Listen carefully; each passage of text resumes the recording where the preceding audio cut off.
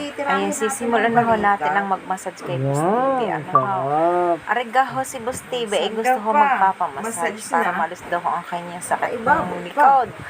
Ay sabi ko, ay ako'y tinatamad. Ay din maya-maya rin ho ako ipumayag na rin. Baka ikabawas ho ng aking taba. Pati pising ho ay tumataba na rin sa akin. Aba, ambitious ng Boss TV. Ang gusto ako iibabaw pa sa kanya. Aba. Ay tunay ho. Ayan. Sinimulan ko na ang aking pagmassage. Aba, tumatawa pa. O sige, may pajab-jab ka sa akin na makaganti man lang ako sa iyo. Ay kasi hirap naman ako'y magpipisi lang iyong kalam na sa likod. Aba, pagkakatigas naman. Aba, tika nga muna. Kita na wala ang singit ko at kuyukot ng minamassage na Aba, tunay.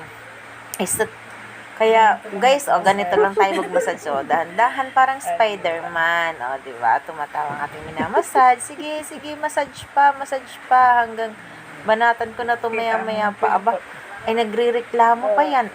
Maya-maya, tingnan ho ninyo. Sabi niya, kikita daw ang kanyang kuyokot. Ay, kaputi naman ho ng kuyokot. Parang pit ng kawali. Ayan na nga ba, Sabi nga, ay, tika nga muna at ang singit mo. Wala, ikita na din ayan ho, gumagalaw na. Pati ang kanyang kuyokot. Ay, yan na. Gusto niya talaga ho, ay matabunan. Kasi kasing kulay ho ng pit ng kawali. Ito na naman. Kaya sige lang ho, ang aking banat ng pagmamassage. Sige, massage. May pagtawa na ho siya, diba? At least kahit pa paano ho ay tayo nakabawi ho sa kanyang kakulitan. Yan ay may kasamang bugbog na rin, charot. Diba? Sige, massage.